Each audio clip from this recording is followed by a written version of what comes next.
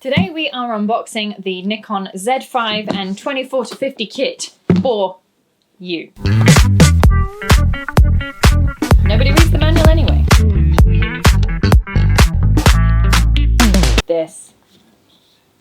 Wait for it. Wait for it.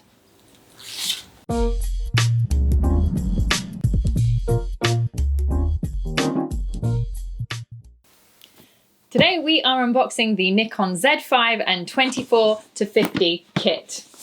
Let's open it up.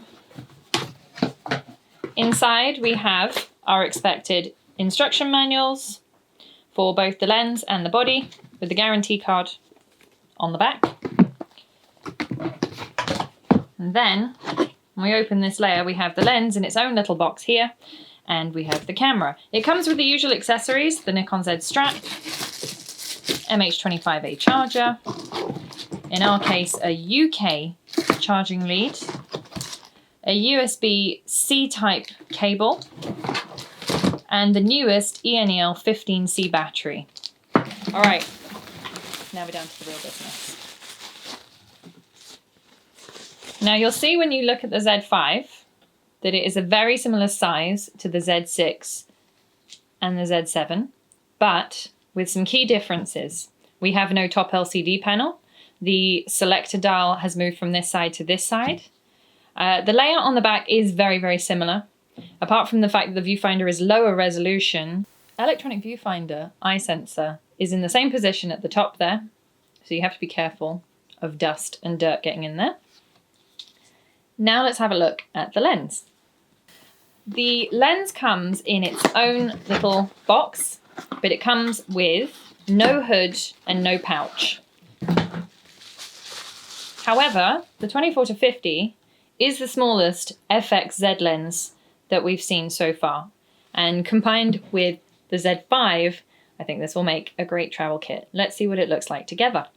So just as a comparison, here is the 24-50 alongside the standard kit lens that we've seen so far, which is the 24-70 f4.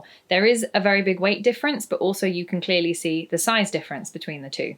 Now, we have a look at the Z5 alongside a Z6, you can also see the difference in the chassis.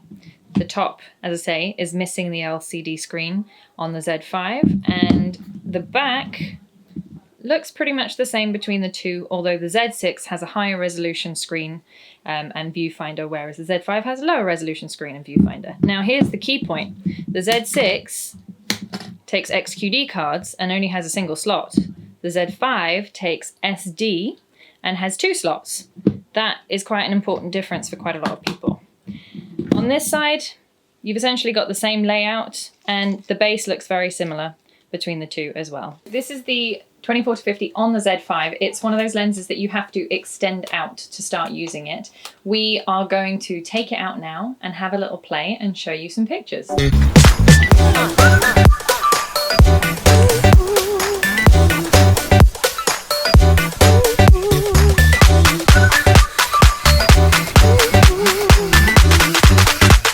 Every time I go out with this camera, it rains. It must be jinxed.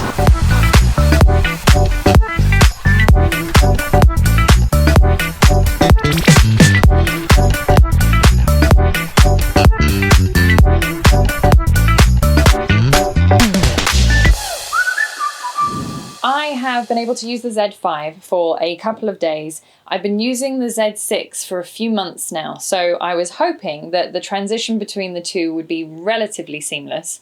It is. I do get caught out sometimes by the lack of LCD on the top, but I think it only bothered me once. In terms of operability, they are pretty much the same. Everything is in almost exactly the same place. It's not difficult to learn the Z5 if you've already been using a Z camera. However, if you are used to a DSLR, there will be a bit of a learning curve. The way that the viewfinder works on the back is a big one. The viewfinder itself and the back screen are slightly lower resolution on the Z5 than they are on the Z6.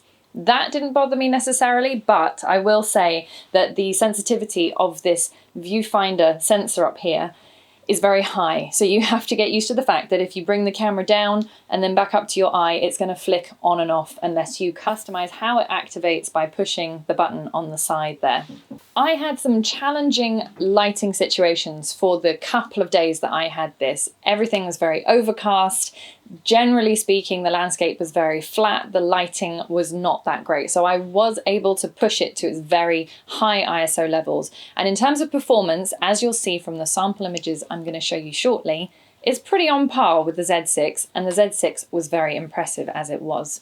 If you were comparing it to something like the D850, I would say low light performance is slightly better on the Z5 and Z6 than the 850. In terms of dynamic range, they're pretty much the same. You can get the same amount of detail out of the shadows and the highlights as you can with the Z6. The focusing system between the Z5 and the Z6 is essentially the same. I didn't notice any particular struggles, although the 24-50 doesn't always hit the mark dead on. I did find that sometimes it would not be able to confirm focus for me, particularly if I was in very poor lighting. It would take a few hits. That was more down to the lens than the body though. With the same lens on a Z6 and a Z5, you essentially get the same results. I will talk a little bit about the performance of this lens as well. One of the features I particularly like about Z cameras is the Snapbridge compatibility. Now, this is a production model, it's not a pre-production model, but the Snapbridge app on my phone had not yet been updated. However, it paired up seamlessly and I was able to transfer my pictures over and video with no problems. Leading into the video, it is not full frame 4K. Now that's possibly not the end of the world for a lot of people. If you are a serious video shooter or you are thinking of moving into serious video, then the Z5 is probably not the camera for you. I would look at the Z6. However, if 1080p at full frame or a cropped 4K is okay for you, then this will do the job. I did some shots outdoors, I did some focus tracking with video, and that worked no problem. If you are not a pro videographer, then the features in the Z5 will do just fine for you. If you know how the autofocus system works on Z systems already, the Z5 will be very familiar to you. There are a huge number of differences between the Z focusing system and a DSLR focusing system, and we have done videos and streams on that before. If you are a landscape, portrait, macro, travel or street photographer, I would say the Z5 would be a good fit for you. If you are a wildlife or sports photographer, you may want to look at a different model for that particular genre of photography. Another feature which is very useful for macro and landscape photographers is focused shift shooting. It also has time-lapse video built into it and the built-in intervalometer. So you can pretty much do all your astro, macro, landscape work with the Z5.